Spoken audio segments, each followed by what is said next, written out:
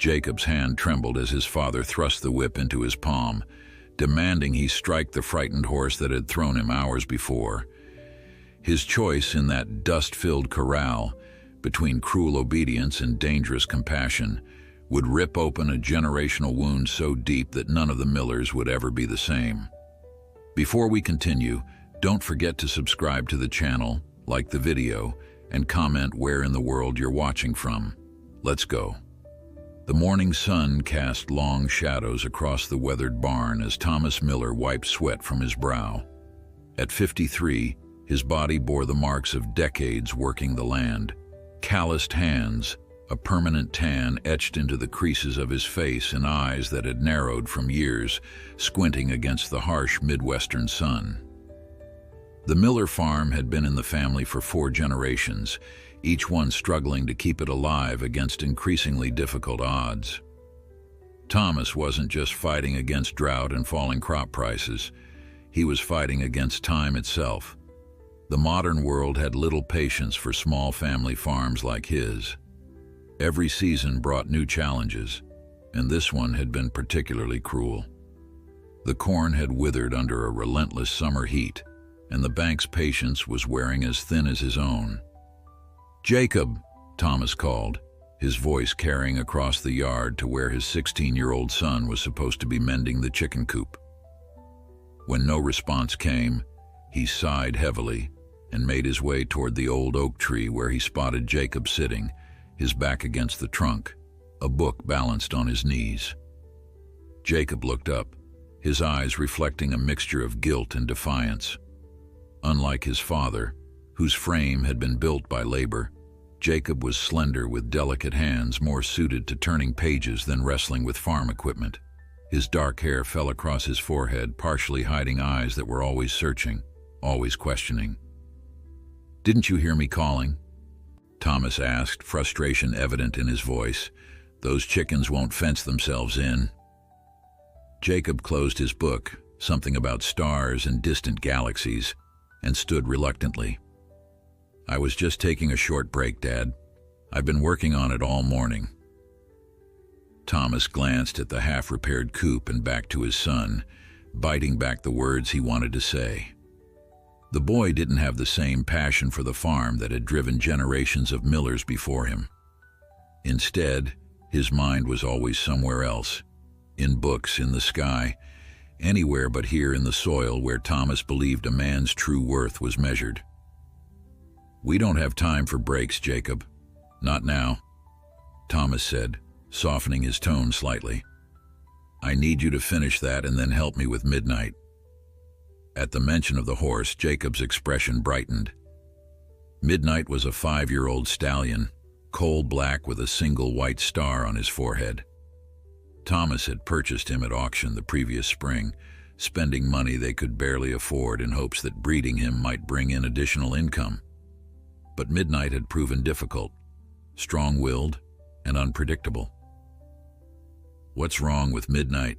Jacob asked, already walking toward the barn, his book forgotten on the ground beneath the tree. Thomas hesitated before answering. "He's been acting up again, refusing the saddle, rearing when I try to lead him. We need to break him of these habits if he's going to be worth anything." When they reached the corral, Midnight was pacing along the fence line, his powerful muscles rippling beneath his gleaming coat. He tossed his head as they approached, eyes wide and alert, nostrils flaring. Jacob instinctively reached out toward him, but Thomas pulled his son back. "Don't coddle him," Thomas warned. "That's part of the problem. You've been too soft with him." Jacob withdrew his hand reluctantly. "He just needs patience, Dad. I've been reading about natural horsemanship techniques." "We don't have time for your book learning," Thomas interrupted. "Midnight needs to understand who's in charge. He's dangerous the way he is now." Thomas retrieved a whip from the hook by the gate, its leather worn smooth from years of use. Jacob's eyes widened and he took a step back. "Dad, no, you don't need that. Let me try." "This isn't about what you want, Jacob. This is about survival." Thomas's voice was firm, unyielding. "The farm is drowning in debt. Every animal, every crop needs to pull its weight. Midnight cost us a fortune, and right now, he's just eating money we don't have. Thomas entered the corral, whip in hand, and approached Midnight carefully. The horse backed away, ears pinned flat against his head. Jacob watched from the fence, his heart racing with each step his father took. What happened next was so quick that Jacob barely had time to register it. Midnight reared suddenly, his front hooves slashing through the air. Thomas, caught off guard, stumbled backward and fell hard onto the packed dirt. The whip flew from his hand as he clutched his side, his face contorted in pain. "Dad!" Jacob vaulted over the fence and rushed to his father's side. Thomas's face had gone pale, his breathing labored. "I think my ribs," he gasped, struggling to sit up. Jacob helped his father to his feet, supporting him as they made their slow way back to the house. Thomas leaned heavily on his son, each step punctuated by a grimace of pain. Once inside, Jacob eased his father onto the sofa and called for his mother. Sarah Miller appeared from the kitchen, her hands still dusted with flour. One look at her husband and she was immediately at his side, her gentle hands assessing the damage with practiced efficiency. "What happened?" she asked, her voice calm despite the worry in her eyes. "Midnight," Thomas said through gritted teeth. "Damn horse needs to be taught a lesson." Jacob stood back, watching as his mother carefully lifted Thomas's shirt to reveal an angry red mark, already darkening to purple along his rib cage. Sarah's lips pressed into a thin line. "You might have broken ribs. You need to see Dr. Weston." She turned to Jacob. "Call the doctor and tell him we're coming in." While Jacob made the call, Sarah helped Thomas to the truck. The pain seemed to intensify with each movement, and by the time they were ready to leave, Thomas's face was slick with sweat. "Jacob," Thomas called, his voice strained. "I need you to deal with Midnight. He can't think he's won this." Jacob felt his stomach tighten. "What do you mean?" "Take the whip. Show him who's boss. He needs to learn respect or he'll hurt someone else next time." "Thomas, Jacob can wait until you're back," Sarah interjected, but Thomas shook his head firmly. "No, it needs to be done now. Jacob, you're almost a man. It's time you started acting like one." He reached out and gripped his son's arm with surprising strength. "Do you understand me? You need to be firm with him. Make him respect you." Jacob stood frozen, torn between his love for the horse and his duty to his father. He wanted to protest, to argue that there were better ways, but the look in his father's eyes silenced him. This wasn't just about Midnight, it was about everything. The farm, their livelihood, his father's vision of what it meant to be a Miller man. "I understand," Jacob said finally, his voice barely above a whisper. As the truck pulled away, dust billowing behind it, Jacob remained in the yard, the weight of his father's expectations pressing down on him like a physical burden.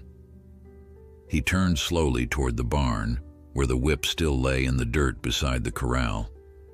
Midnight watched from the fence, his dark eyes seeming to look straight through Jacob, challenging and questioning all at once. Jacob approached cautiously, his heart heavy in his chest. He picked up the whip, feeling its weight in his hand, the worn leather grip smooth against his palm. "I'm sorry," he whispered, though he wasn't sure if he was speaking to Midnight or to his absent father. The sun continued its arc across the sky, indifferent to the moral conflict playing out beneath it. Jacob stood alone in the shadow of generations of Miller men, faced with a choice that would define not just his relationship with Midnight, but with his father and with himself. Jacob stood at the edge of the corral, the whip hanging limply at his side. The weight of it felt wrong in his hand, like holding something that didn't belong to him. Midnight remained at the far end of the enclosure, his powerful body tense, eyes wary. The late afternoon sun cast long shadows across the packed earth between them, like a line neither was willing to cross. Taking a deep breath, Jacob unlatched the gate and stepped inside. Midnight's ears flicked forward, then back, uncertain. Jacob had spent countless hours with this horse, bringing him apples from the orchard, speaking to him in soft tones while his father wasn't around. Now he was supposed to undo all of that with violence. "Hey, boy," Jacob said, his voice barely carrying across the space between them. "Dad says I need to teach you a lesson." Midnight snorted, pawing at the ground with one hoof. The gesture wasn't aggressive, it was nervous, uncertain, just like Jacob felt. Jacob took another step forward, raising the whip slightly. His father's words echoed in his mind. "You're almost a man. It's time you started acting like one." But was this what being a man meant? Hurting something because it had hurt you first? "I don't want to do this," Jacob whispered, more to himself than to the horse. Another step. Midnight backed away, his large eyes reflecting Jacob's own torment. The horse understood fear, that much was clear. And right now Jacob realized they were both afraid. Jacob raised the whip higher, trying to imagine bringing it down against Midnight's gleaming coat. His father would expect to see marks, evidence that Jacob had followed through. Evidence that he wasn't soft, wasn't weak. "Move!" Jacob shouted suddenly, cracking the whip against the ground beside him. The sharp sound split the air, and Midnight reared, front hooves slashing at nothing before coming back down with a heavy thud. Jacob's heart raced. He cracked the whip again, this time closer to the horse. Midnight bolted, running along the perimeter of the corral, dust rising in his wake. Jacob followed, whip in hand, shouting words that didn't even make sense to his own ears. It was a terrible dance, the boy with the whip he couldn't bring himself to use, the horse running from pain that hadn't yet come.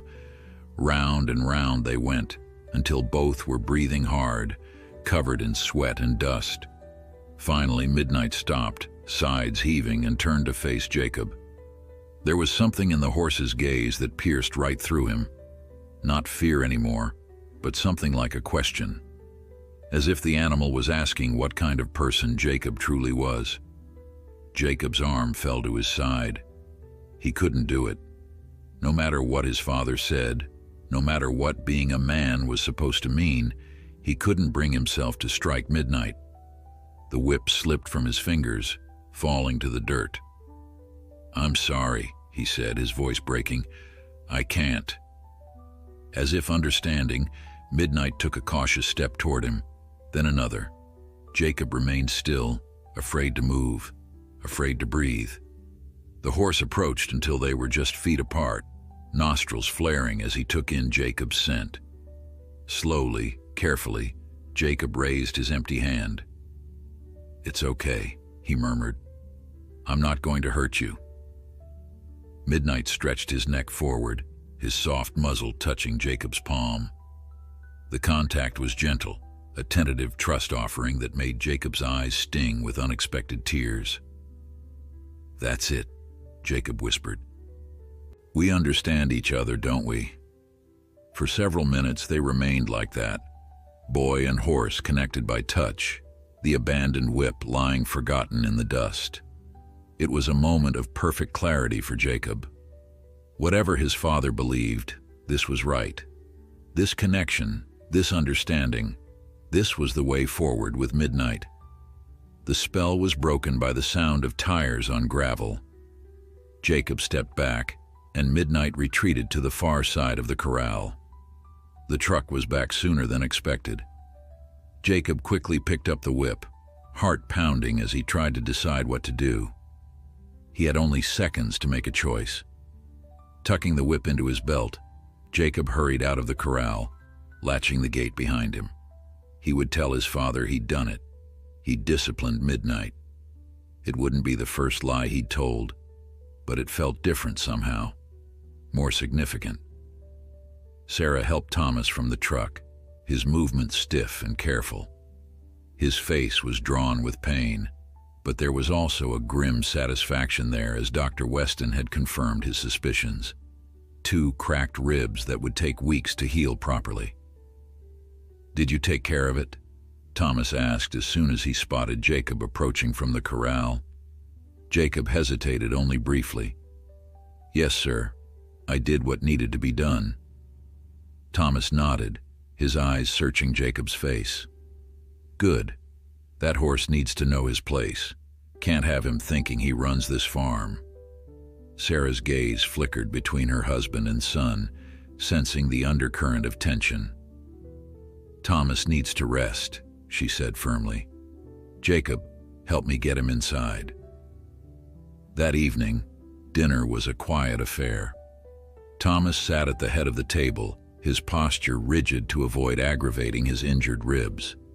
Sarah moved efficiently around the kitchen, her concern manifesting as practical care: extra pillows for Thomas's chair, his favorite cornbread alongside the stew.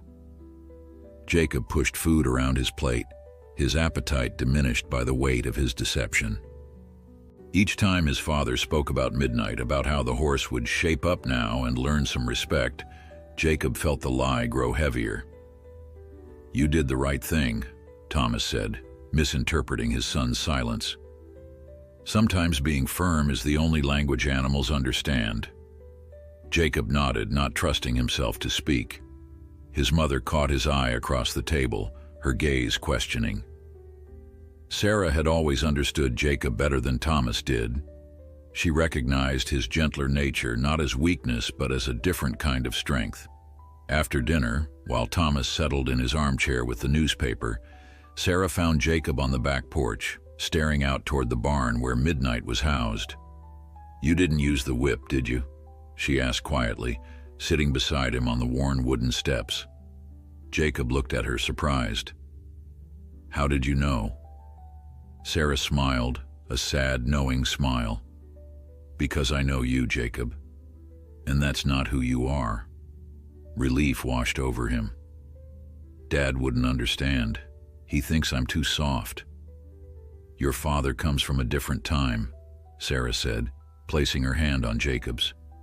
"His father was hard on him, and his father before that. It's the only way he knows." "But it's wrong," Jacob insisted. "Midnight doesn't need to be beaten into submission. He needs patience, understanding." Sarah was quiet for a moment, considering her words carefully. "Your father believes he's teaching you what you need to survive in this world, the same lessons his father taught him." "And did those lessons make him happy?" Jacob asked, his voice barely above a whisper. Sarah didn't answer immediately.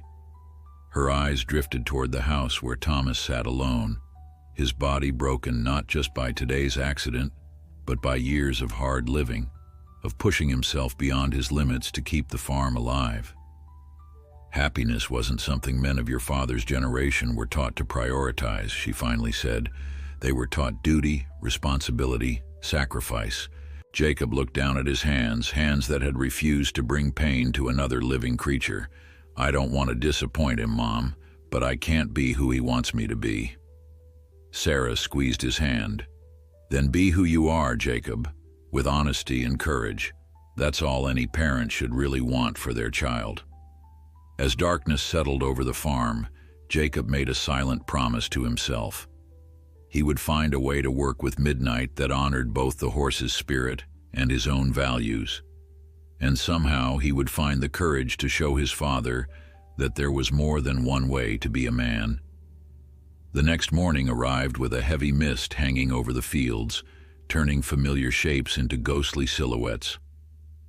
Jacob woke before dawn, slipping quietly from his bed and dressing in the dim light filtering through his window. The house remained silent as he made his way downstairs, careful to avoid the creaking third step that had betrayed his nighttime wanderings more than once. In the kitchen, he grabbed an apple from the fruit bowl and tucked it into his pocket. The screen door closed behind him with a soft click as he stepped out into the pearl-gray morning. The air was cool against his skin, heavy with moisture and the earthy scent of dew-soaked soil. Jacob headed straight for the barn, his path illuminated by the gradual brightening of the eastern sky. Midnight was already awake, his dark head appearing over the stall door as Jacob approached. The horse nickered softly, a sound that made Jacob smile despite the weight of yesterday's events still pressing on his mind. "Morning, boy," Jacob whispered, reaching into his pocket for the apple. He held it out flat on his palm, and Midnight took it gently, lips velvety against Jacob's skin. "That's it. Nice and easy." While the horse ate, Jacob stroked his neck, feeling the powerful muscles beneath the sleek coat. He thought about what his mother had said the night before about being who he was with honesty and courage. The truth was, he had been working with Midnight for weeks now, using methods he'd read about in books hidden under his mattress, books on natural horsemanship that his father would have dismissed as nonsense. "We're going to try something different today," Jacob murmured, reaching for the halter hanging outside the stall. "Something better than what Dad thinks you need." He led Midnight from the stall into the misty barnyard, the horse following willingly, his trust in Jacob evident in every step. Jacob had chosen this early hour deliberately, knowing his father would still be asleep. The pain medication Dr. Weston had prescribed ensuring Thomas wouldn't stir until well after sunrise. In the round pen adjacent to the larger corral, Jacob unclipped the lead rope from Midnight's halter. For a moment, the horse stood still, as if waiting for instructions. Then, with a toss of his head, he moved off at a trot, circling the perimeter of the pen. Jacob stood in the center, turning slowly to maintain eye contact with Midnight. This was the beginning of the method he'd been studying, establishing communication through body language and eye contact rather than force. He raised his arms slightly, and Midnight increased his pace to a canter. "That's it," Jacob encouraged softly. "Show me what you've got." For several minutes, Midnight moved around the pen, his hooves nearly silent on the damp earth. Jacob watched his every movement, noting the way the horse carried himself, head high, tail raised, movements fluid and powerful. There was pride in Midnight's bearing, a natural dignity that Thomas sought to break rather than honor. When Jacob lowered his arms and turned his body slightly away, Midnight immediately responded, slowing his pace. Jacob turned his back completely, and within moments, he heard the soft sound of hooves approaching. He felt Midnight's breath on his shoulder, warm and curious. Slowly, Jacob turned to face the horse, who stood calmly before him, ears forward with interest. "Good boy," Jacob said, reaching up to stroke Midnight's forehead. "You understand, don't you? This is about respect, not fear." They continued like this for nearly an hour, Jacob directing Midnight with subtle gestures, the horse responding with increasing sensitivity. By the time the sun had fully risen, burning away the morning mist, Jacob had Midnight following him around the pen like a shadow, stopping when he stopped, turning when he turned, all without a rope or whip in sight. Jacob was so absorbed in the work, in the pure joy of communicating with Midnight in this new way, that he didn't notice the figure standing at the fence until a voice cut through the quiet morning air. "What the hell do you think you're doing?" Jacob froze, and Midnight sidled nervously away.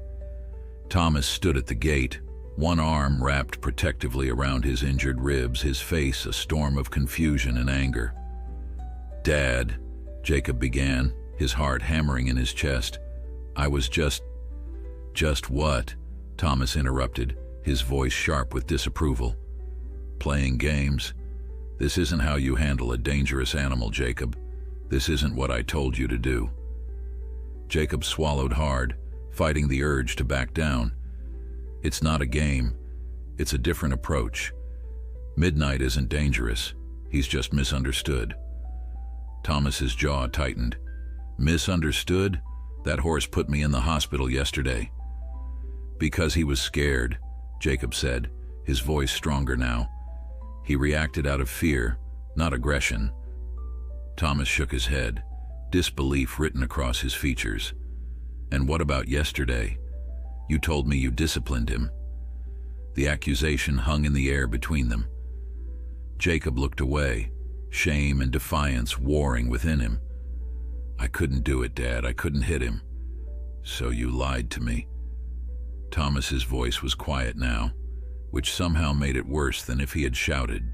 "Yes," Jacob admitted, meeting his father's gaze. "I lied. I'm sorry for that, but I'm not sorry for not using the whip." Thomas stared at his son as if seeing him for the first time. The silence stretched between them, taut and uncomfortable. Finally, Thomas spoke, his voice heavy with disappointment. "Your grandfather would be ashamed. He built this farm with blood and sweat. He didn't have time for—" He gestured dismissively at Jacob and Midnight. "Whatever this is." The word stung, but Jacob stood his ground. "Maybe there's more than one way to be a Miller man." Thomas's expression hardened. "There's the right way and the wrong way. And this is wrong, Jacob. That horse needs a firm hand."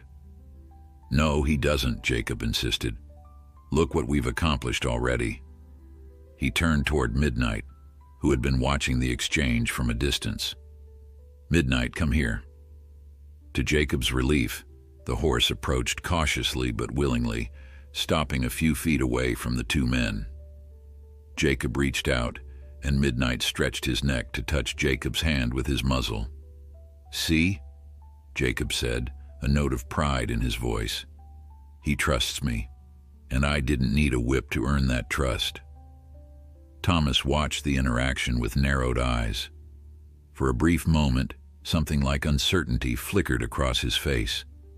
But then his expression closed off again, the familiar mask of stubborn determination sliding back into place. "Trust won't save this farm, Jacob. Results will. That horse needs to be ready for breeding season, or we might as well sell him for glue." With that, Thomas turned and walked stiffly back toward the house, each step deliberate and pained. Jacob watched him go, a mixture of frustration and sadness tightening his chest. Beside him, Midnight shifted nervously, picking up on Jacob's distress. "It's okay," Jacob murmured, stroking the horse's neck. "We'll figure this out together." But as the words left his mouth, Jacob wondered if that was true. The gulf between his father's vision and his own seemed to widen with each passing day, and with the farm's financial situation growing more precarious, Jacob knew that time was running out, for Midnight, for the farm, and perhaps for his relationship with his father as well. The tension in the Miller household thickened in the days that followed.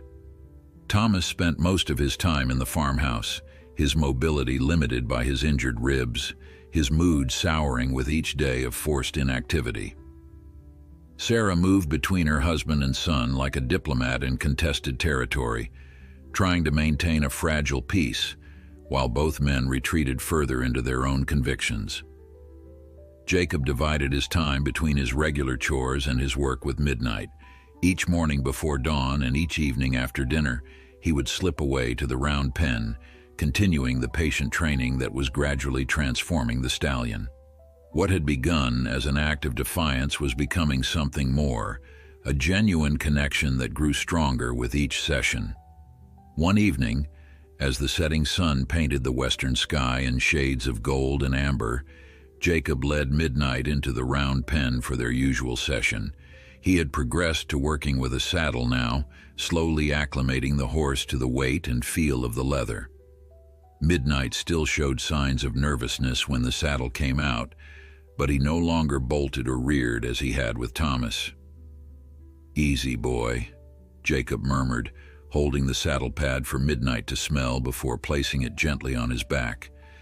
"Nothing to be afraid of. See? Just like yesterday." From the house, Thomas watched through the kitchen window, his expression unreadable. Sarah, washing dishes beside him, glanced at her husband's reflection in the glass. "He's making progress with that horse," she said carefully, testing the waters. Thomas grunted, neither agreeing nor disagreeing. "We'll see if it amounts to anything useful." Sarah dried her hands on a dish towel and turned to face him directly. Thomas, you need to give Jacob a chance. His methods may be different from yours, but... Different? Thomas interrupted, his voice tight. What he's doing out there isn't farming, Sarah. It's playing, and we don't have time for games, not with the bank breathing down our necks. Sarah's expression softened with concern. Is it that bad? Thomas's shoulders sagged slightly, a rare display of vulnerability. Bill Harrison from the bank called again today. We've got 60 days to make a payment, or they'll start foreclosure proceedings. Sarah inhaled sharply. 60 days? But the corn won't be ready for harvest by then. Exactly. Thomas turned away from the window, unable to watch his son's gentle approach with the horse any longer. That's why we needed Midnight ready for breeding this season. Those stud fees could have bought us some time. Sarah moved closer, placing a hand on her husband's arm. Maybe Jacob's way will get results faster than you think. He's out there with that horse every spare moment. Thomas shook his head. It's not just about Midnight. It's about Jacob understanding what it takes to run this farm. My father didn't raise me to be soft, and for good reason. Farming isn't for the faint-hearted. Jacob isn't faint-hearted, Sarah said firmly. He's compassionate. There's a difference. Thomas didn't respond, but the deep furrow between his brows betrayed his inner conflict. He loved his son. That was never in question. But he feared for Jacob's future, for his ability to survive in a world that Thomas had always experienced as harsh and unforgiving. Outside, unaware of the conversation taking place in the kitchen, Jacob was celebrating a small victory. For the first time, Midnight had accepted the saddle without a single sign of distress. The horse stood calmly as Jacob tightened the girth, only swishing his tail occasionally. "Good boy," Jacob praised, stroking Midnight's neck. "You're getting it now."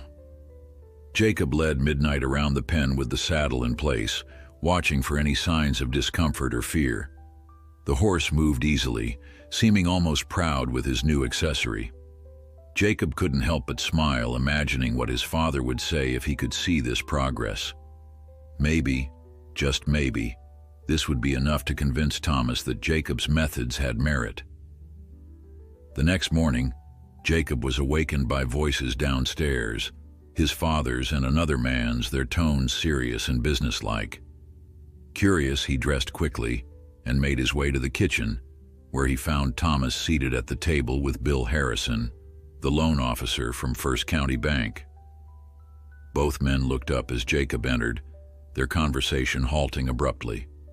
Thomas's face was a mask of controlled emotion, but Jacob could see the tension in the set of his jaw, the slight flush of color high on his cheekbones. "Jacob," Thomas acknowledged, his voice deliberately casual. "Mr. Harrison just stopped by to discuss some business matters." Bill Harrison, a thin man with wire-rimmed glasses and prematurely gray hair, nodded politely. "Good morning, Jacob. My, you've grown since I last saw you." Jacob nodded back, his eyes moving between his father and the banker, sensing the undercurrent of discomfort. "Is everything okay?" Before Thomas could answer, Sarah appeared from the pantry carrying a coffee pot. "Jacob, would you mind feeding the chickens this morning? I need to speak with your father and Mr. Harrison." The dismissal was gentle but clear. Jacob hesitated, suddenly feeling like a child excluded from adult concerns, despite the fact that Thomas had been telling him for years that he needed to take on more responsibility for the farm. "Sure, Mom," he said finally, grabbing an apple from the fruit bowl. "I'll check on Midnight while I'm out there too." Thomas's expression tightened at the mention of the horse, but he said nothing as Jacob left the kitchen. Outside, the morning air was crisp, carrying the first hints of autumn. Jacob completed his chores mechanically, his mind preoccupied with the meeting taking place in the kitchen. He didn't need to hear the conversation to understand its nature. The farm had been struggling financially for years, and his father's frequent tension about money had only increased in recent months. When Jacob reached Midnight's stall, The horse greeted him with a soft nicker, pushing his nose against Jacob's chest in a gesture that had become familiar and comforting. Jacob offered the apple, watching as Midnight's lips carefully gathered it from his palm. "At least you're making progress," Jacob said quietly, leaning his forehead against Midnight's neck. "I just wish Dad could see it." Jacob had just finished grooming Midnight when he heard the screen door slam. Looking up, he saw Bill Harrison walking to his car, his posture stiff and formal. Thomas stood on the porch, watching the banker drive away, his face set in hard lines that made him look older than his years. Jacob led Midnight back to his stall and hurried across the yard toward his father.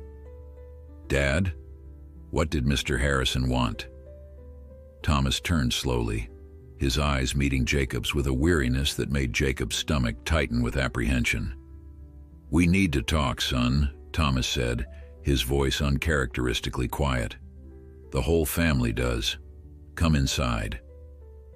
Jacob followed his father into the house, a sense of foreboding growing with each step. In the kitchen, Sarah sat at the table, her hands wrapped around a mug of coffee that had likely gone cold. She looked up as they entered, attempting a smile that didn't reach her eyes. Thomas eased himself into a chair, wincing slightly as his injured ribs protested the movement. He gestured for Jacob to sit. "Mr. Harrison came to discuss our options," he began, choosing his words with care. "The farm is in trouble, Jacob. Serious trouble." Jacob's throat went dry as he listened to his father explain the situation.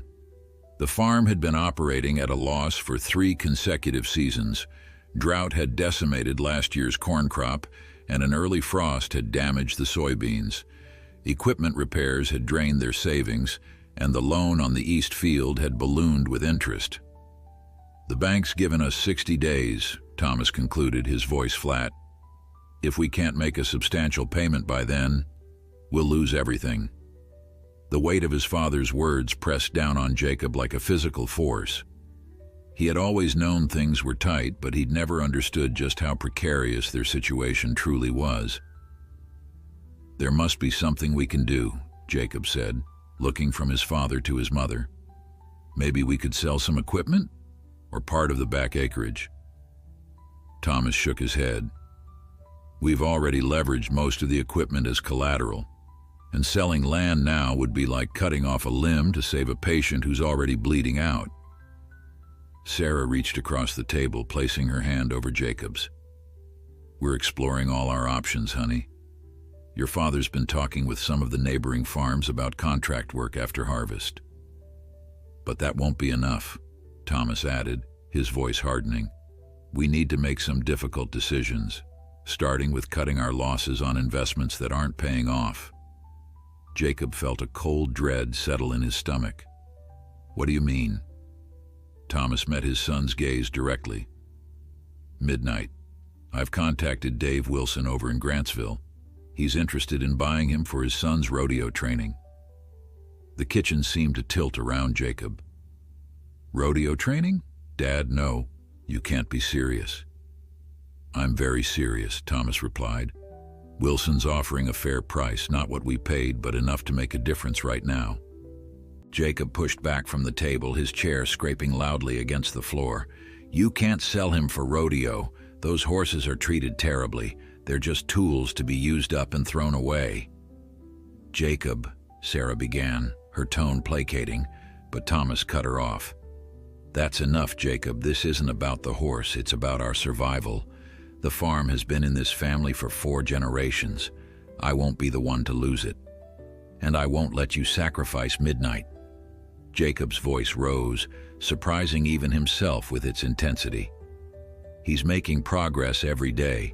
Give me more time with him and I can get him ready for breeding.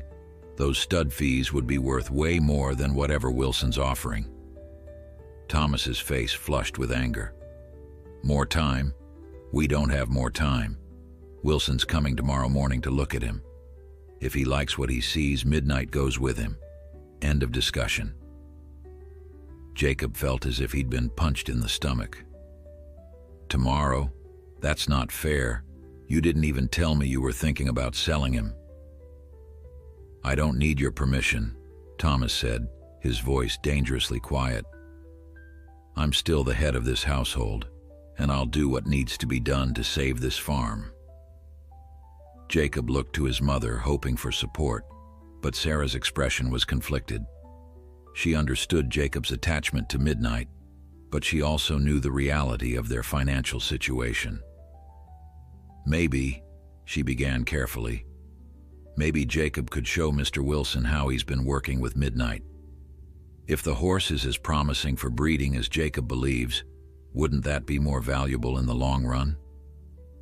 Thomas considered this, his gaze shifting between his wife and son. Finally, he sighed. "Fine. You can show Wilson what you've been doing with the horse, but if he still wants to buy him after that, the deal goes through. I won't turn down money we desperately need for the sake of your feelings." Without waiting for a response, Thomas pushed himself up from the table and left the kitchen, the screen door slamming behind him as he headed outside. Sarah and Jacob sat in silence for a moment, the tension hanging thick in the air between them.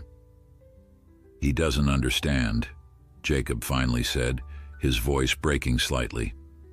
"Midnight isn't just an investment to me." Sarah reached across the table again, squeezing Jacob's hand. "I know, honey, but try to see it from your father's perspective.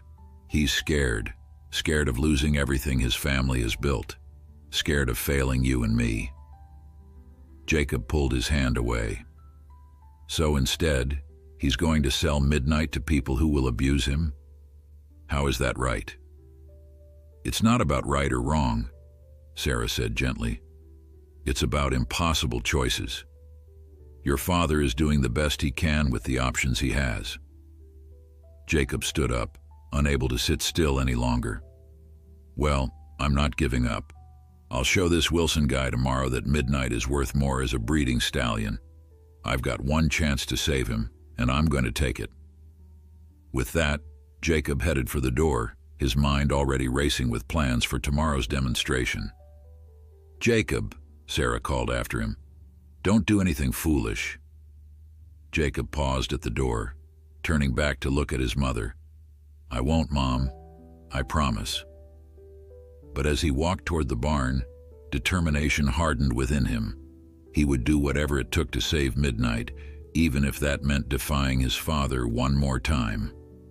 Inside the barn, Jacob found Midnight standing quietly in his stall. The horse's ears pricked forward at Jacob's approach, his dark eyes seeming to search the boy's face for answers. "Hey, boy," Jacob said softly, opening the stall door and stepping inside. "Looks like we've got a challenge ahead of us."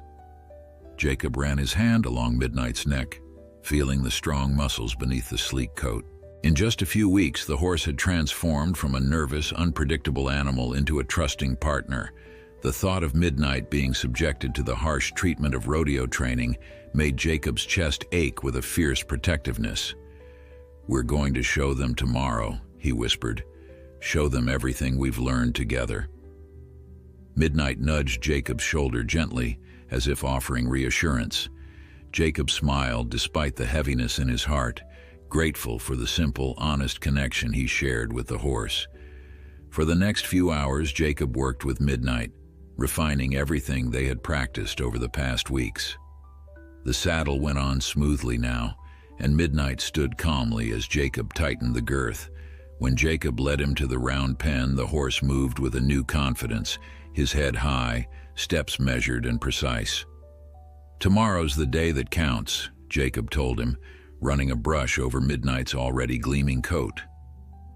"Everything we've done has been leading to this." As the sun began to set, casting long shadows across the barnyard, Jacob took one final look at Midnight before closing the stall door.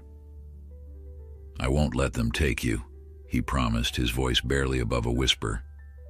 "Whatever it takes." The words hung in the air between them, a vow that Jacob wasn't sure he could keep, but was determined to try. Tomorrow would determine not just Midnight's fate, but perhaps the future of the entire Miller family. Dawn broke with a crisp clarity that belied the turmoil in Jacob's heart. He had barely slept, his mind racing with strategies and arguments, desperate plans forming and dissolving with each passing hour. By the time the first pale light filtered through his bedroom window, Jacob had resolved to face the day with every ounce of determination he possessed. He dressed quickly and slipped downstairs, avoiding the creaking steps. The house was still quiet. His parents' bedroom door remained closed. In the kitchen, Jacob grabbed a quick bite of bread and headed out to the barn, eager to spend as much time as possible with midnight before Wilson arrived. The morning air was cool against his face, carrying the earthy scent of autumn and the promise of frost in the coming weeks. Dew sparkled on the grass, and Jacob's footsteps left dark impressions as he crossed the yard to the barn. Inside, midnight greeted him with a soft nicker, pushing his nose against the stall door. Jacob felt a surge of affection mingled with fear. In just a few hours, this horse, this remarkable animal that had somehow become a mirror for Jacob's own struggles, might be loaded into a stranger's trailer and taken away forever. "Not if I can help it," Jacob murmured, opening the stall door. "Today we show them what you're really worth." Jacob brushed midnight until his coat gleamed like polished obsidian, the morning light catching blue highlights in the deep black. He cleaned each hoof with meticulous care and combed out the long, silky mane until it fell in a perfect cascade down Midnight's arched neck. By the time he finished, the horse looked magnificent, every inch the proud breeding stallion Jacob knew he could be. "Perfect," Jacob said, stepping back to admire his work. "Now we just need to be perfect in the ring too." Jacob led Midnight to the round pen for a final practice session before Wilson's arrival. The horse moved with fluid grace, responding to Jacob's subtle cues with increasing sensitivity. When Jacob brought out the saddle, Midnight stood quietly, accepting it without the slightest resistance, a far cry from the panicked animal that had thrown Thomas just days before. From the farmhouse porch, Thomas watched his son work with the horse. His expression remained guarded, but there was something else there too. A reluctant curiosity, perhaps even a flicker of pride, quickly suppressed. Sarah stood beside him, her hand resting lightly on his arm. "He's good with that horse," she observed softly. "Better than either of us expected." Thomas grunted, neither agreeing nor disagreeing. "Wilson will be here in an hour. We'll see if Jacob's methods impress a man who knows rodeo horses." Sarah studied her husband's profile. "Is that really what you want? To sell Midnight for rodeo?" Thomas didn't answer immediately. When he did, his voice carried a weariness that had nothing to do with his injured ribs. "What I want is to save this farm. What I want is for Jacob to understand the hard choices that come with responsibility." He paused, watching as Jacob mounted Midnight for the first time, the horse accepting the rider without protest. "What I want doesn't always matter." Sarah squeezed his arm gently. "Maybe today will surprise us all." An hour later, the sound of tires on gravel announced Dave Wilson's arrival. His red pickup pulled into the yard, towing a horse trailer that had seen better days. The sight of it made Jacob's stomach clench with anxiety. That trailer represented everything he was fighting against. Midnight's potential future as a disposable commodity in the harsh world of rodeo. Wilson was a broad-shouldered man with a weathered face and calloused hands that spoke of years of hard work. He greeted Thomas with a firm handshake, his eyes already scanning the property with the assessing gaze of a potential buyer. "Thomas," he said, his voice gruff but not unfriendly, "sorry to hear about your trouble with the bank. Plenty of small farms in the same boat these days." Thomas nodded, his pride clearly stinging at having his financial difficulties so openly acknowledged. "Appreciate you coming out, Dave. The horse is in the round pen with my son." Wilson's gaze shifted to where Jacob stood with Midnight, and he gave a low whistle of appreciation. "Fine-looking animal, I'll give you that," My boy could do well with him in the junior rodeo circuit. Jacob felt a flash of protective anger at the casual way Wilson spoke about Midnight's future, as if the horse's worth could be measured only in ribbons won and seconds saved in a rodeo arena. As the men approached the round pen, Jacob straightened his shoulders, determined to show Midnight in the best possible light. This was their moment, perhaps their only chance. "Mr. Wilson," Jacob said, extending his hand as the man reached the fence. "I'm Jacob Miller." Wilson shook his hand, his grip firm to the point of discomfort. "Dave Wilson. Your dad tells me you've been working with this stallion." "Yes, sir," Jacob replied, stroking Midnight's neck. "For several weeks now. He's made incredible progress." Wilson's eyes narrowed as he assessed the horse. "Your father mentioned he was difficult, dangerous even." "He was misunderstood," Jacob corrected, trying to keep the defensiveness from his voice. "Midnight needs patience and consistency, not force." Wilson exchanged a glance with Thomas, who stood with arms folded across his chest. "Well, let's see what you've got, son. Show me what this horse can do." This was it, the moment Jacob had been preparing for. Taking a deep breath, he led Midnight to the center of the round pen and began the demonstration they had practiced countless times. First, Jacob removed the lead rope, leaving Midnight completely free in the pen. With subtle body language, he directed the horse to move at different paces around the perimeter: walk, trot, canter, each transition smooth and willing. Midnight's movement was a thing of beauty. His tail held high, neck arched, every line of his body expressing power and precision. Jacob then called Midnight to him, the horse responding immediately, trotting to the center of the pen and stopping precisely in front of Jacob. Without a halter or lead rope, using only quiet words and gentle touches, Jacob guided Midnight through a series of maneuvers: side passes, backing, turning on the forehand and haunches. Wilson watched with increasing interest, his initial skepticism giving way to grudging admiration. Even Thomas seemed impressed, though he tried to hide it. "Now for the saddle," Jacob announced, retrieving it from where it hung on the fence. This was the moment of truth. Thomas shifted uncomfortably, no doubt remembering his own painful encounter with Midnight. But the horse stood perfectly still as Jacob placed the saddle pad on his back, followed by the saddle itself. There was no flinching, no tension, just calm acceptance as Jacob tightened the girth and adjusted the stirrups.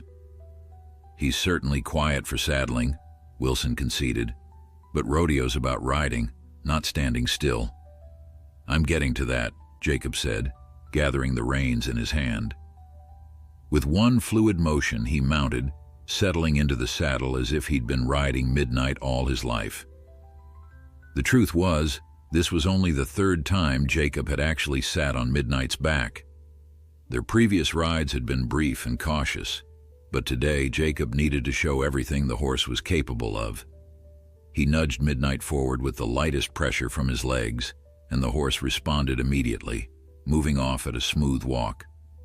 "He's got a nice, even stride," Wilson commented, his expert eye catching the quality of Midnight's movement. "Good bone structure, too." Jacob guided Midnight through a series of circles and figure eights, gradually increasing the pace to a trot and then a collected canter. The horse moved with the balanced precision of an animal far more extensively trained, responding to Jacob's subtle cues as if they shared a single mind. As Jacob and Midnight moved together in perfect harmony around the pen, a sense of quiet wonder settled over the spectators. Even Thomas, who had been so determined to see the horse as nothing more than a failed investment, couldn't help but be affected by the transformation before him. This wasn't the same nervous, unpredictable animal that had thrown him to the ground days earlier. This was a horse with presence, with dignity, a horse that commanded respect. "I've got to say," Wilson remarked, leaning against the fence rail, "the boy's got away with him. Never would have thought this was the same horse you described, Thomas." Thomas shifted uncomfortably, his eyes never leaving his son. Jacob's been working with him every day, morning and night. It shows, Wilson said with a nod of professional appreciation. Got good movement too. Nice extension in the trot. In the center of the pen, Jacob guided Midnight through increasingly complex maneuvers.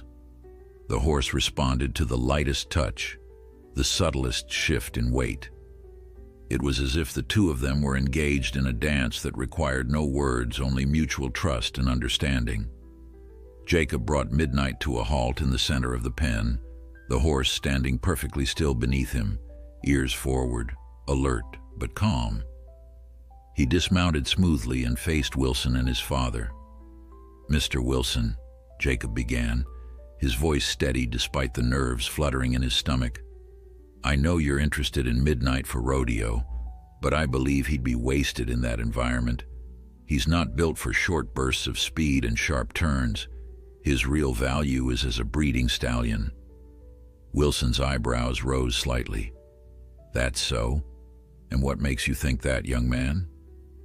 Jacob took a deep breath. This was the moment to make his case, not just to Wilson, but to his father as well. "Look at his conformation," Jacob said, gesturing to Midnight's strong back, deep chest, and powerful hindquarters. His bloodlines include impressive Legacy and Black Diamond, both known for passing on their athletic ability and trainable temperament to their offspring. Thomas looked at his son in surprise. "How do you know his bloodlines?" "I found his registration papers in your office," Jacob admitted. "I've been researching his pedigree. Midnight has the potential to sire foals that could be worth 5 times what Mr. Wilson is offering for him as a rodeo horse." Wilson walked slowly around the pen, studying Midnight with new interest. "The boy might have a point, Thomas. With the right mares, a stallion with this breeding and conformation could produce some valuable offspring." He paused, considering. "But that's a long-term investment. Stud fees take time to accumulate, and you need the right facilities, the right connections."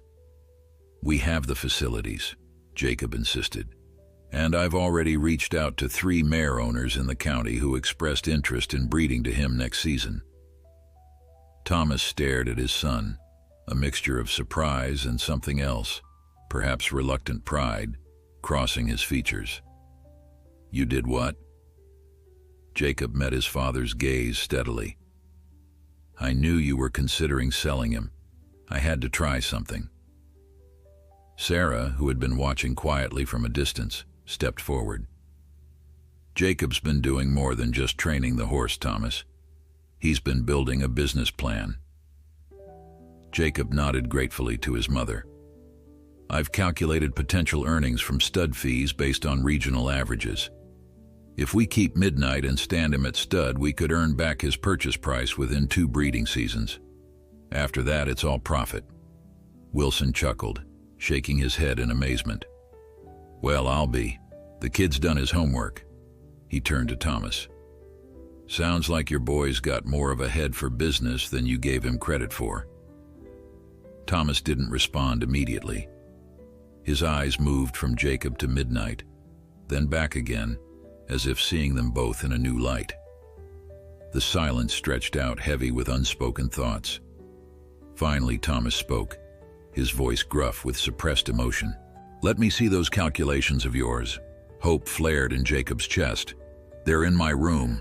I can get them." "Do that," Thomas said with a nod. As Jacob turned to leave, Wilson called after him. "Hold on, son. Before you go, mind if I take a closer look at this stallion of yours?" Jacob hesitated, a flicker of fear crossing his face. What if Wilson still wanted to buy Midnight for rodeo? What if his father agreed, despite Jacob's presentation? "Go ahead," Jacob said finally, handing Midnight's lead rope to Wilson. The older man approached Midnight slowly, speaking in low, soothing tones. The horse watched him cautiously but didn't pull away. Wilson ran experienced hands over Midnight's legs, checked his teeth, assessed the set of his shoulders and the angle of his hocks with the practiced eye of someone who had worked with horses all his life. Fine animal, Wilson concluded, handing the lead rope back to Jacob. Too fine for the rodeo circuit, if I'm being honest. My boy's rough on his horses. He gets the job done, but finesse isn't his strong suit. He turned to Thomas. I came here looking for a sturdy mount that could handle some hard riding. This one's got too much quality to waste that way. Relief washed over Jacob like a cool wave.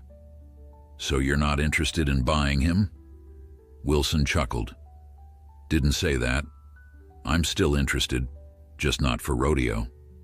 He glanced at Thomas. Might be worth discussing a partnership instead. I've got connections with some quality mare owners who'd pay good money for access to a stallion like this. Thomas's expression remained guarded, but Jacob could see the wheels turning behind his father's eyes. A partnership would mean keeping Midnight on the farm while still generating some immediate income, a compromise that might just work for everyone. Let's talk inside, Thomas said to Wilson, gesturing toward the house. Jacob, put Midnight away and join us with those figures of yours. As the two men walked toward the farmhouse, Sarah lingered behind, waiting for Jacob. The smile she gave him was filled with unmistakable pride. You did it, she said softly. You found a way. Jacob shook his head, hardly daring to believe that his plan might actually work. Not yet. Dad could still decide to sell him outright. I don't think so, Sarah replied, watching her husband and Wilson heading toward the house. Your father may be stubborn, but he's not blind. He saw what you've accomplished with Midnight. More importantly, he saw how much you've grown through this process. Jacob led Midnight back to his stall, removing the saddle and taking extra care to brush away the sweat marks from their demonstration. The horse nudged him affectionately, as if sensing the significance of what had just transpired. We might have done it, boy, Jacob whispered, resting his forehead against Midnight's neck. We might have found a way to stay together. Inside the farmhouse, Jacob found his father and Wilson seated at the kitchen table, papers spread out between them. Thomas looked up as Jacob entered, his expression unreadable. Show us these calculations of yours, Thomas said, gesturing to an empty chair. Jacob placed his carefully prepared notebook on the table. Inside were pages of neatly written figures, potential stud fees, maintenance costs, projected earnings over 1, 3, and 5 years. There were also printouts of similar stallions' breeding records and notes on local mare owners who might be interested in Midnight services. Wilson whistled softly as he flipped through the pages. I'm impressed, son. This is more thorough than most business plans I've seen from folks twice your age. Thomas said nothing, but his eyes moved methodically over each page, absorbing the information. The kitchen was quiet except for the ticking of the old clock on the wall and the occasional rustling of paper. Finally, Thomas closed the notebook and looked up at his son. The hardness that had been in his eyes for so long had softened, replaced by something Jacob hadn't seen in years: respect. You really believe in this horse, don't you? Thomas asked quietly. Jacob met his father's gaze unflinchingly. Yes, sir, I do. But it's more than that. He hesitated, searching for the right words. I believe in what he represents, that sometimes the old ways aren't the only ways, that patience and understanding can accomplish what force and dominance can't. The kitchen fell silent. Sarah, standing by the sink, held her breath. Wilson looked between father and son, sensing the deeper current running beneath their words. Thomas's weathered hand rested on Jacob's notebook, his fingers tracing the careful calculations his son had made. When he finally spoke, his voice carried a weariness that seemed to come from somewhere deep inside him. My father believed there was only one way to handle animals, with a firm hand and unwavering authority. Thomas's eyes grew distant, focused on memories Jacob had never been privy to. The day I turned 12, he caught me sneaking sugar cubes to his prize stallion, said I was making the horse soft, ruining him. Thomas swallowed hard. He made me whip that horse until my arms ached, to teach us both a lesson about weakness. Jacob stared at his father, stunned by this glimpse into a past Thomas had never shared. "Dad, Thomas shook his head, cutting off whatever Jacob had been about to say. "My whole life, I've believed that was the only way, that kindness was just another word for weakness, that to survive in this world you had to be hard." His eyes refocused on Jacob. "But watching you with Midnight these past weeks, seeing what you've accomplished." He didn't finish the thought, but he didn't need to. The admission hung in the air between them, fragile but unmistakable. Wilson cleared his throat, breaking the moment. "Well, I think we've got the outline of a solid arrangement here, Thomas." He tapped the papers spread on the table. "I bring in some quality mares for breeding. We split the stud fees 60-40 for the first year, then 50-50 after that. My contacts, your stallion, the boys' training methods could be a profitable partnership for both our families." Thomas nodded slowly, considering. "And the immediate financial situation? The bank won't wait for breeding season." Wilson leaned back in his chair. "I can offer an advance against future earnings, not as much as an outright purchase would bring, but enough to keep the wolves from the door for now." Jacob held his breath, hardly daring to hope. This was more than he had imagined possible, not just keeping Midnight, but turning him into the centerpiece of a new business venture for the farm. "We'd need to formalize everything with contracts, of course," Wilson continued, "but I can have my lawyer draw those up by the end of the week." Thomas extended his hand. "We have a deal, Dave." As the men shook hands, Jacob felt a tightness in his chest release, a tension he hadn't even realized he'd been carrying. Midnight wouldn't be sold for rodeo. He would stay here on the farm, where Jacob could continue working with him. "There's one more thing," Wilson said, glancing at Jacob. "The partnership only works if your boy here continues training the stallion. What I saw today, that connection, that communication, that's not something you can fake or force. It's special." Thomas turned to Jacob, something like pride flickering in his eyes. Jacob will be responsible for Midnight's training. He's earned that right. For Jacob, those words meant more than the business arrangement, more even than keeping Midnight. His father had acknowledged him, not as a child to be molded into a predetermined shape, but as a young man with his own valuable approach to the world. After Wilson left, promising to return with paperwork and the first installment of the advance, the Miller family sat together at the kitchen table. The afternoon sun slanted through the windows, casting long shadows across the worn wooden surface. "I should have told you sooner how bad things were with the bank," Thomas said, breaking the contemplative silence. "You're old enough to know the truth about the farm situation. And I should have talked to you about my ideas for Midnight instead of working behind your back," Jacob admitted. "I was afraid you wouldn't listen." Thomas's mouth tightened, but he nodded in acknowledgement of the truth in Jacob's words. "I haven't always been good at listening, especially to ideas that challenge what I thought I knew." He glanced toward the window, where the barn was visible in the distance. "Your grandfather was the same way, and his father before him." Sarah reached out, placing one hand over Thomas's and the other over Jacob's. "Maybe it's time to combine the best of the old ways with the best of the new. This farm needs both of you, your experience, Thomas, and Jacob's fresh perspective." Thomas looked at his son with new eyes, not seeing the boy who didn't fit his expectations, but the young man who had found his own path, and in doing so, might have saved the farm. "Wilson was right about one thing," Thomas said quietly. "What you've done with Midnight is special. I've never seen anything like it." Jacob felt warmth spread through his chest at his father's words. "I learned a lot from the books, but mostly I just listened to him. Tried to understand what he was telling me with his behavior instead of forcing him to do what I wanted." Thomas's eyes flickered with recognition. "Your mother always said you had a gift for understanding without words." He paused, struggling to express feelings that had never come easily to him. "I thought it made you too soft for farming. Now I'm wondering if it makes you exactly what this place needs." The three of them sat together as the sun continued its westward journey, casting the kitchen in golden light.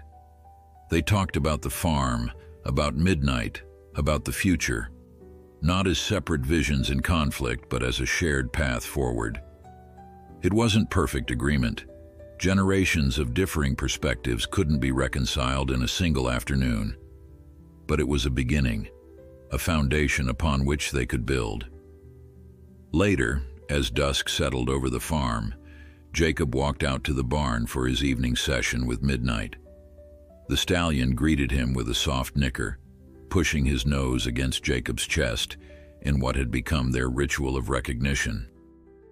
"We did it, boy," Jacob murmured, stroking the horse's neck. "You're staying here with us." Midnight's ears pricked forward, his dark eyes attentive as if he understood every word.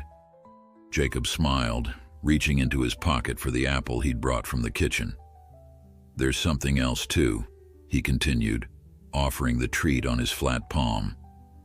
"I think Dad is finally starting to understand. Not just about you, but about me. About us."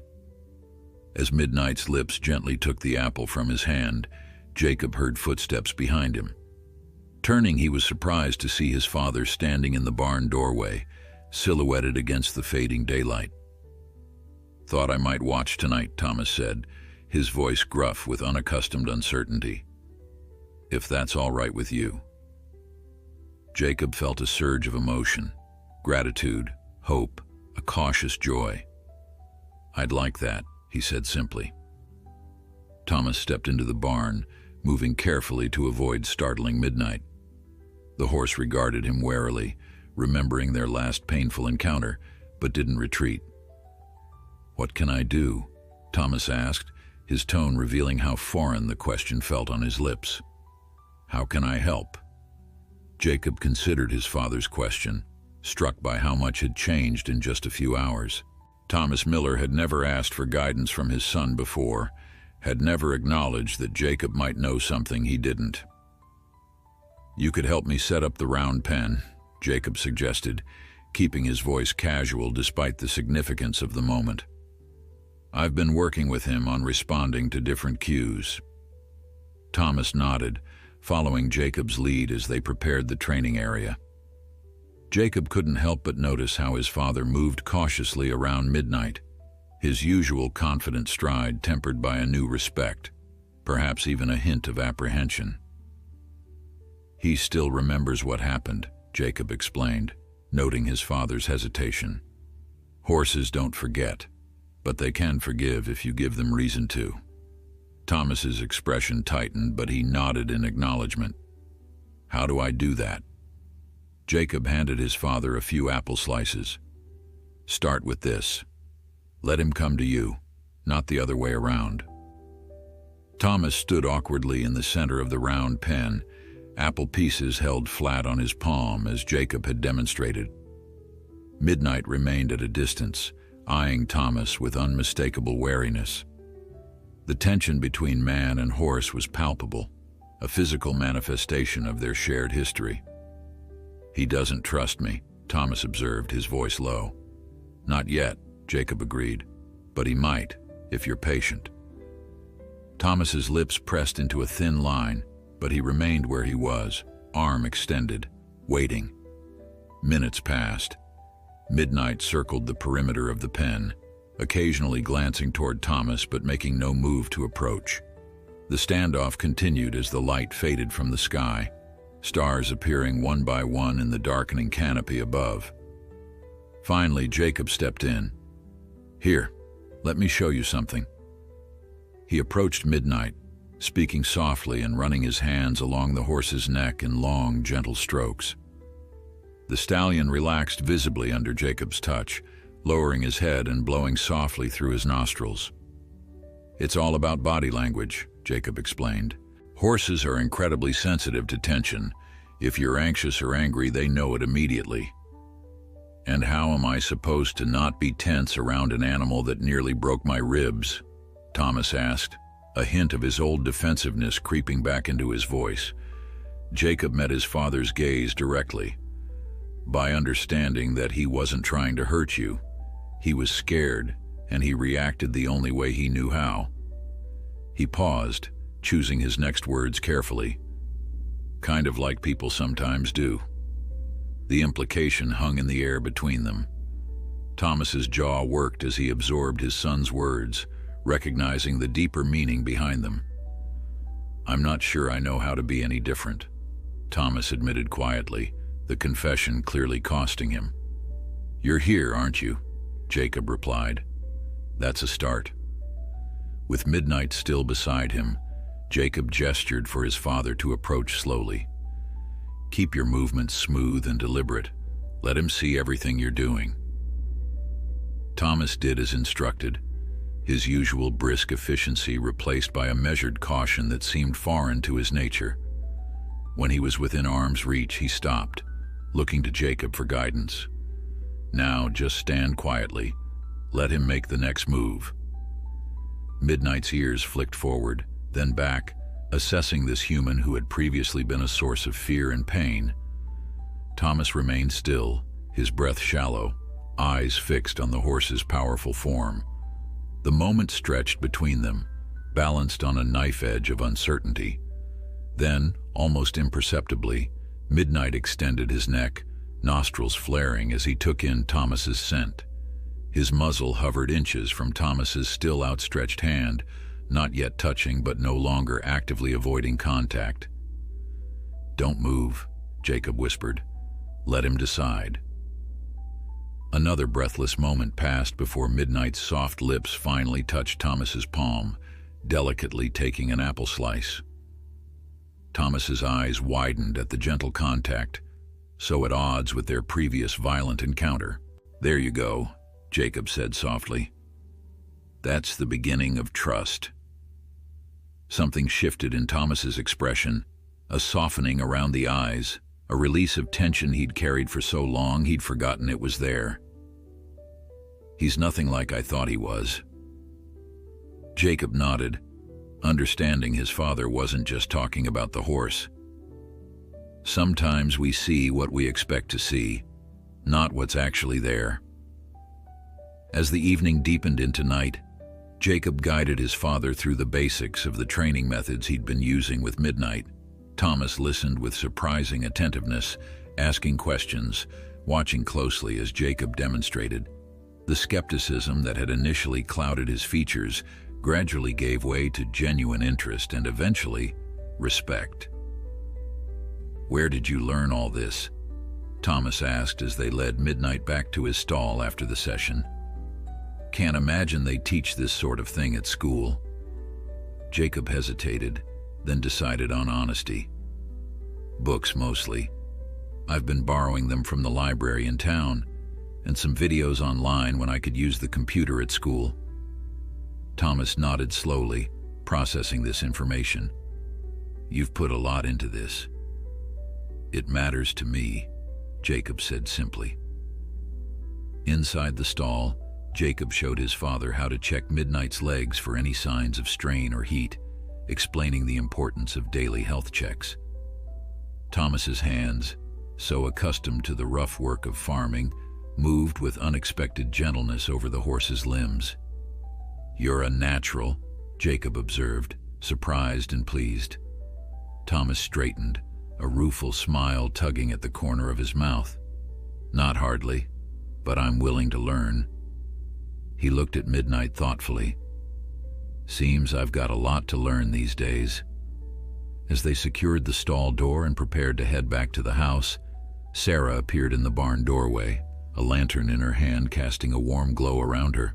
"Thought you two might have forgotten about dinner," she said, her eyes taking in the sight of her husband and son standing side by side, a quiet harmony between them that hadn't been there before. "Lost track of time," Thomas admitted, glancing at Jacob with a newfound camaraderie. Sarah smiled, recognizing the change in her husband's demeanor. "Well, come on then. Food's getting cold." As they walked toward the house, the lantern light illuminating their path through the darkness, Thomas cleared his throat. "I've been thinking about Wilson's proposal." Jacob tensed slightly, afraid his father might be reconsidering. "What about it?" "The breeding business is a good start, but it's still putting all our eggs in one basket." Thomas looked up at the star-filled sky, his expression thoughtful. "I was thinking we might expand on your idea.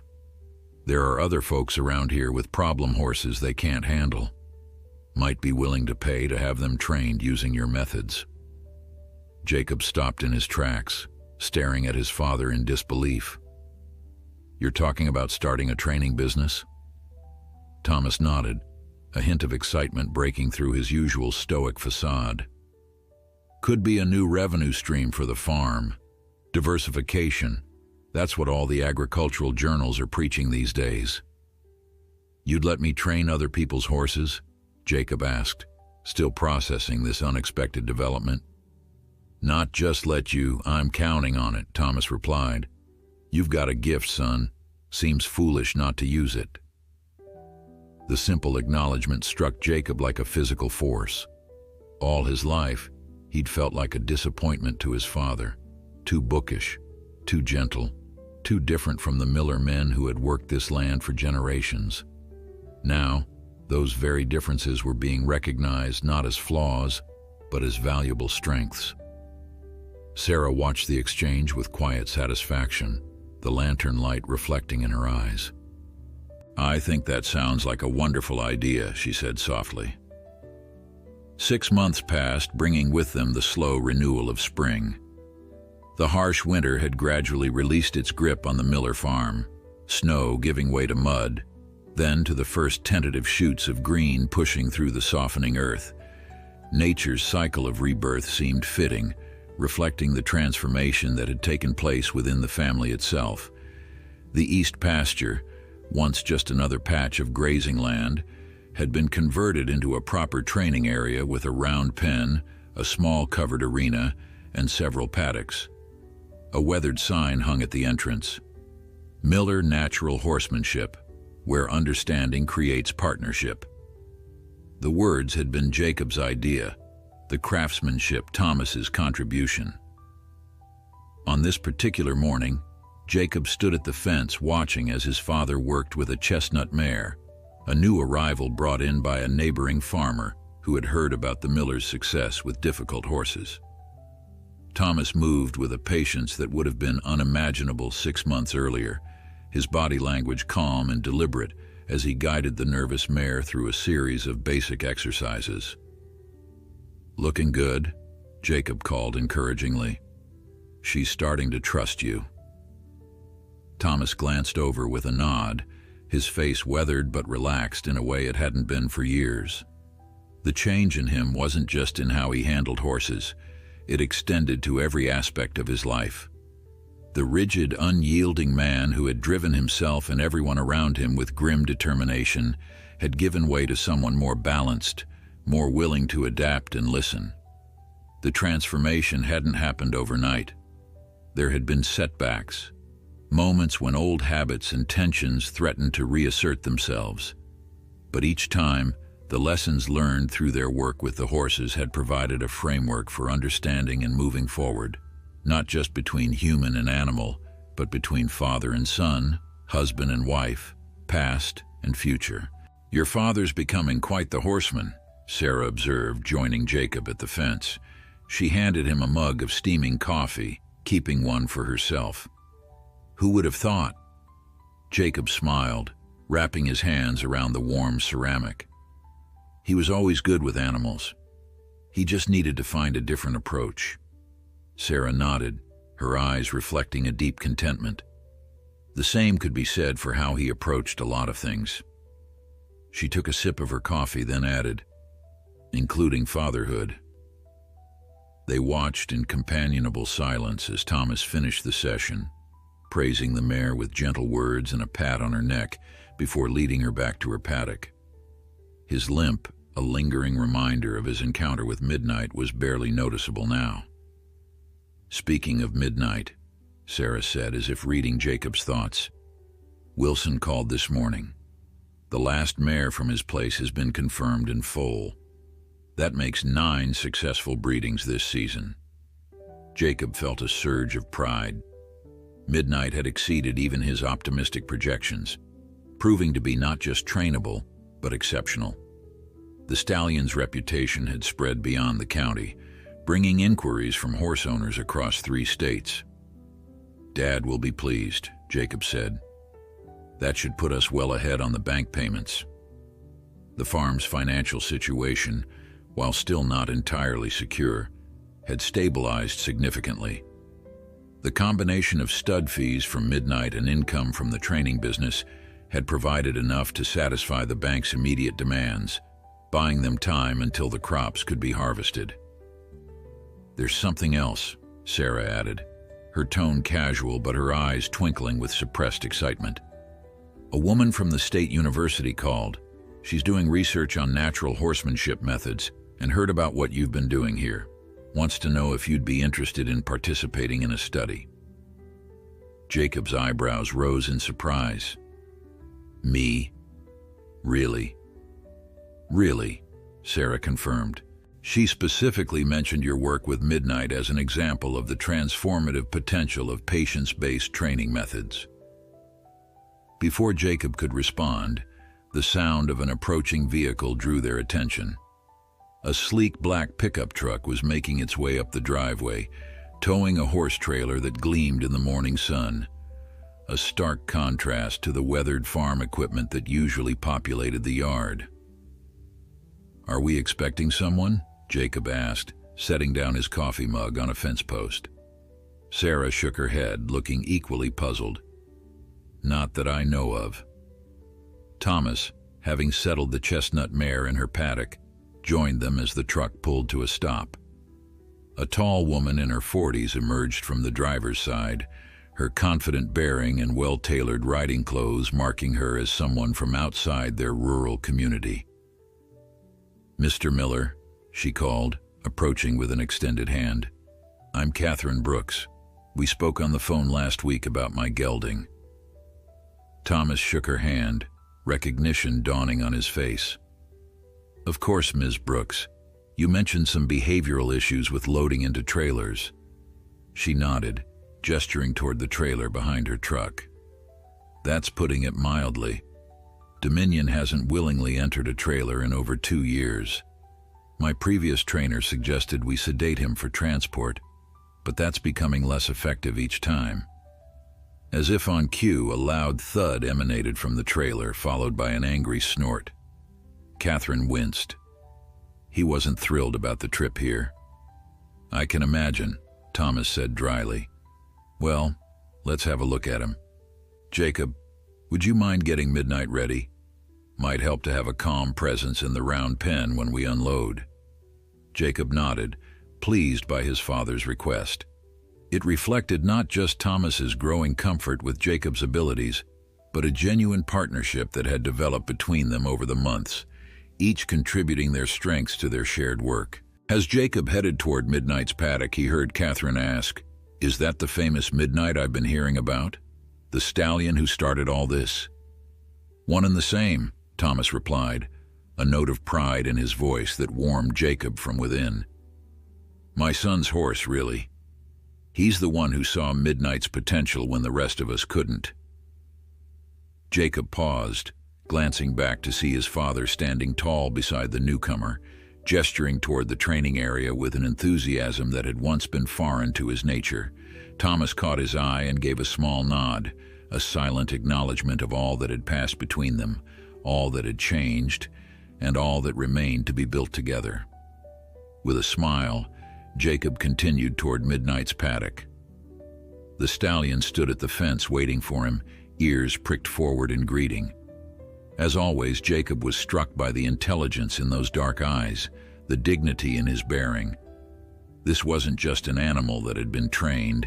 This was a partner who had chosen to collaborate, to trust, to engage in a relationship built on mutual respect. "Ready for some work, boy?"